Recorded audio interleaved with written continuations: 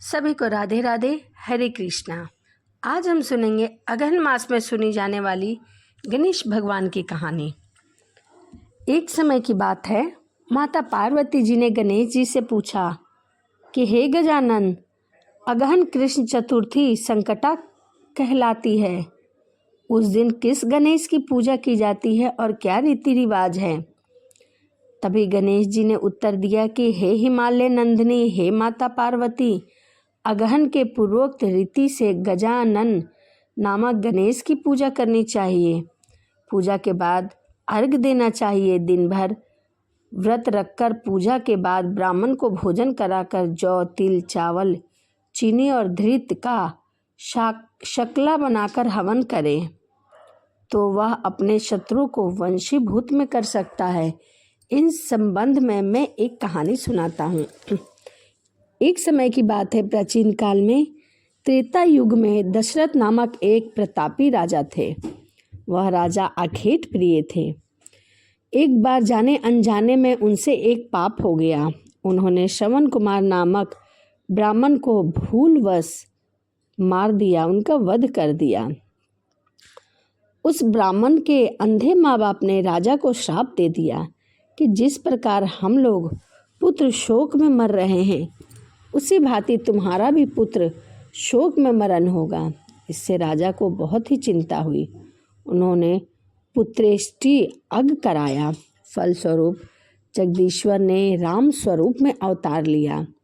भगवती जानकी, जो कि लक्ष्मी थी, वह जानकी के रूप में अवतरित हुई।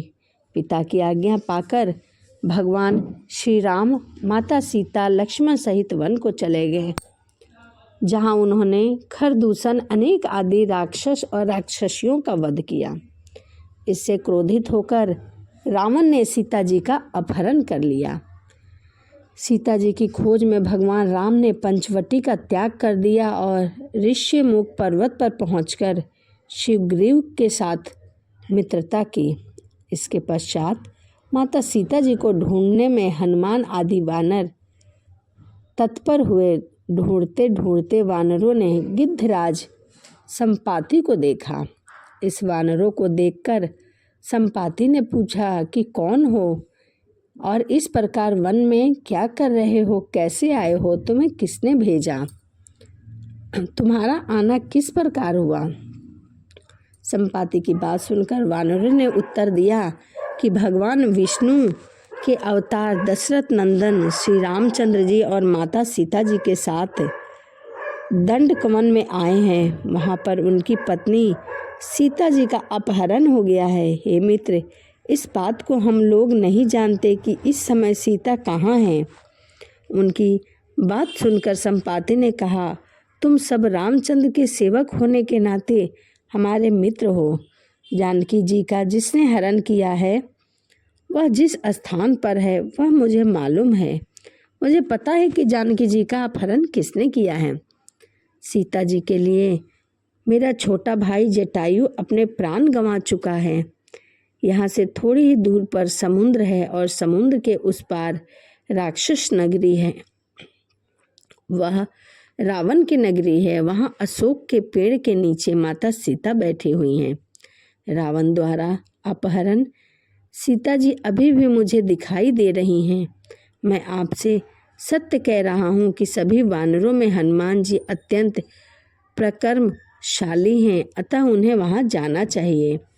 केवल हनुमान जी ही अपने पराक्रम से समुद्र लांघ सकते हैं, अन्य कोई भी समुद्र नहीं लांघ सकता। समुद्र लांघने में वह असमर्थ है। संपाति की बात सुनकर हनुमान जी ने पूछा कि हे संपाति, इस विशाल समुद्र को मैं किस प्रकार लांघ सकता हूँ? जब हमारे कोई भी वानर नहीं लांघ सकते तो मैं अकेला कैसे पार कर सकता हूँ?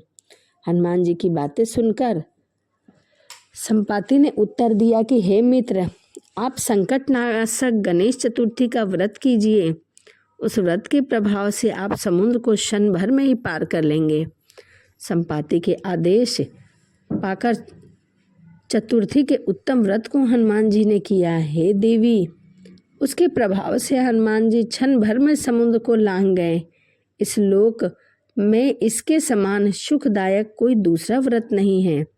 श्री कृष्ण जी कहने लगे कि हे महाराज युधिष्ठिर, आप भी इस व्रत को कीजिए।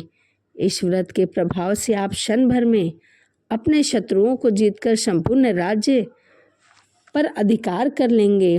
भगवान श्री कृष्ण की ऐसी बातें सुनकर युधिष्ठिर ने भी व्रत किया। इस व्रत के प्रभाव से वह अपने शत्रुओं को जीतकर राज्य के अधिकारी बने।